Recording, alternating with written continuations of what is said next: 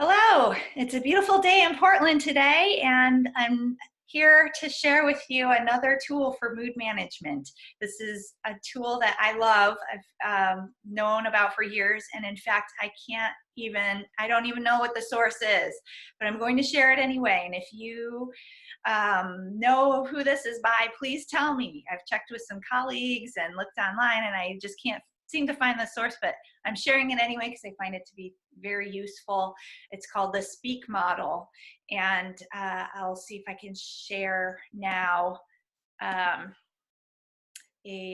PowerPoint slide, and we'll walk through it a little bit together. Okay, let's see. Here we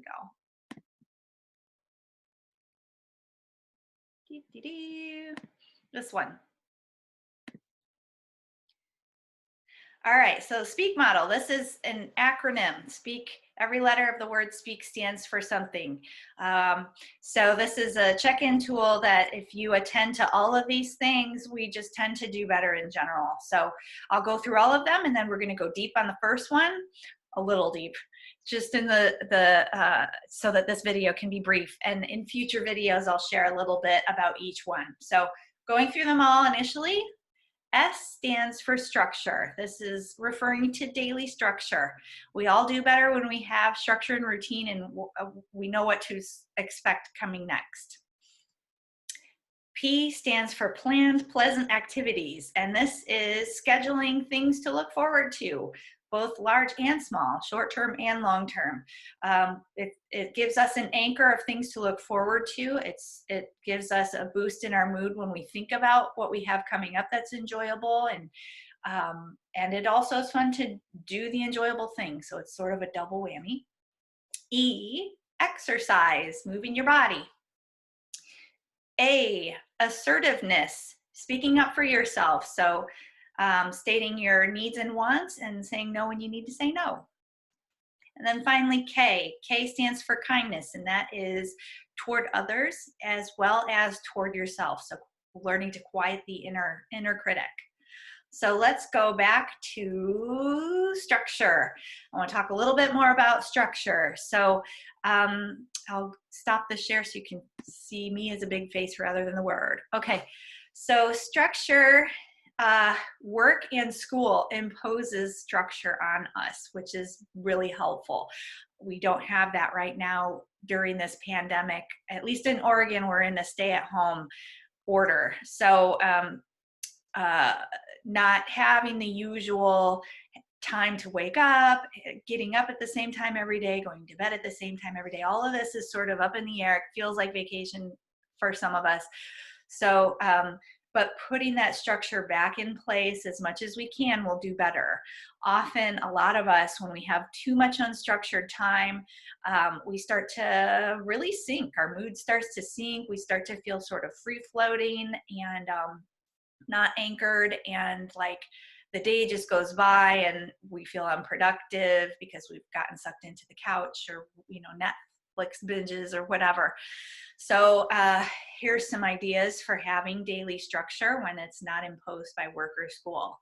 So making sure you go to bed at the same time every night, going to bed at a reasonable hour, timed well with when the sun goes down is helpful for maintaining circadian rhythm, which is really connected to mood also. So having your nighttime routine, your sleep hygiene routine, that you're starting to wind down at a certain time, you're brushing your teeth, whatever your rituals are at night, do the same thing every night, and sleep in your bed instead of falling asleep on the couch watching TV. Make sure you're going to bed, you're putting on your pajamas, you're brushing your teeth, taking a shower or bath, or if you're a nighttime shower or bather, getting up at the same time every day, setting your alarm, not oversleeping, not sleeping in, not throwing off your schedules of when you wake up and when you fall asleep, so that you're not oversleeping and then making it hard for yourself to go to bed on time. Eating regular meals throughout the day, so making sure you're eating breakfast at a certain time, lunch at a certain time, dinner at a certain time, and really honoring that.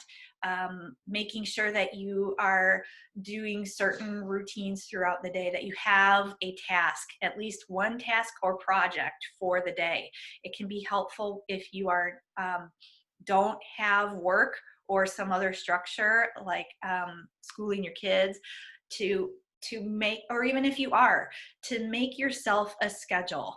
And it doesn't have to be as regimented as if you were at work or school, but some sort of task list for the day, or by the hour or by every 2 hours, that this is the plan for the day, this is the plan for the week. Look ahead to the week.